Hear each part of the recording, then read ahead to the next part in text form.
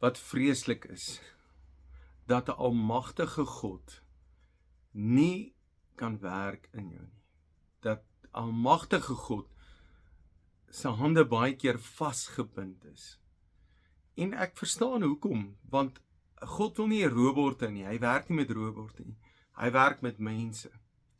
En dan wonder ek, wat keer dat God in ons kan werk? Jy weet, ek help mense baie keer, mense kom na berading na my toe, kom vra vir my raad, kan ek vir hulle die beste raad in die lewe gee, maar as daar nie 'n inspraak van God in hulle lewe is nie, dan kan dit net nie werk nie. Hulle kan nie eers vir my luister nie, hoe gaan hulle nog vir die Here luister?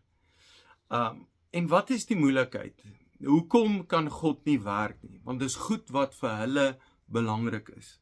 Jy weet, vir party mense is hulle plesier belangrik. Jy weet, ons moet die lewe geniet, die lewe is kort, ons moet die lewe geniet, en hy het klomp plesiere wat maak dat God nie met hom kan werk nie. En jy moet ook verstaan, plesier kan wees, is party, en dis drink, en is jol, is elke naweek is jy weg, elke naweek is jy op die pad, jy so besig met plesiere, dat plesiere is vir jou belangriker as dit wat God wil doen.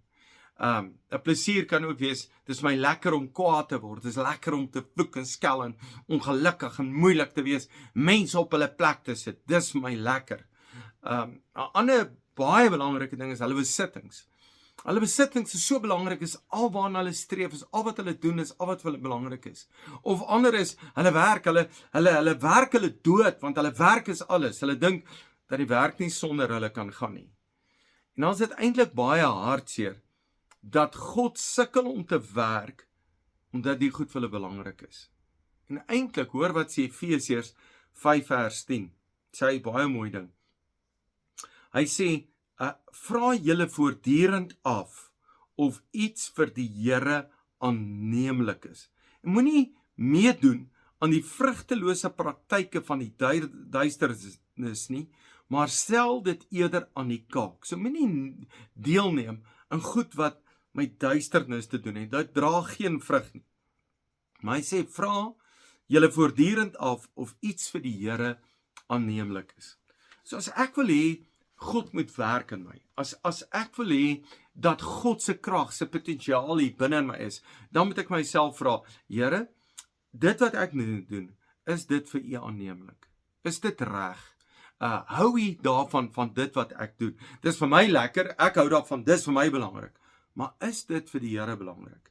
En ek dink as jy op daai punt kom, dat jy vir God kan luister, as jy op daai punt kom, en jy kan doen wat die Here sê, as jy op daai punt kan kom, en God se inspraak in jou lewe is belangrik, dan is jy op 'n goeie plek. Dan is jy op 'n plek waar die Here met jou kan werk, en God se krag kan werk hier binne in jou. En ek dan is dit ook op 'n plek waar jy neem nie 'n besluit, as die Here nie vir jou sê, luister, ek hou hiervan, hierdie is 'n goeie ding, dis die regte ding wat jy doen nie.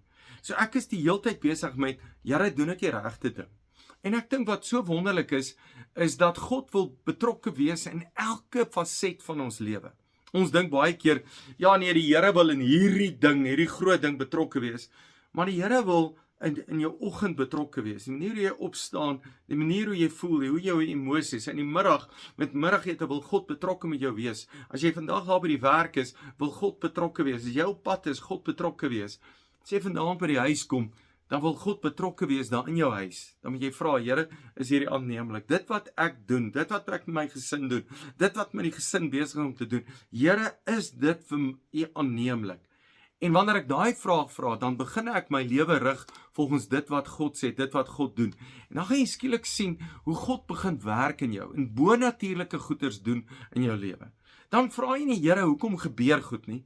Dan sê jy eintlik, Here, hoekom luister ek nie vir U nie? Here, is hierdie aanneemlik? En eintlik begin ek besef, die oomblik wanneer ek luister, die oomblik wanneer ek deel van God is, dan begin goed werk in my lewe.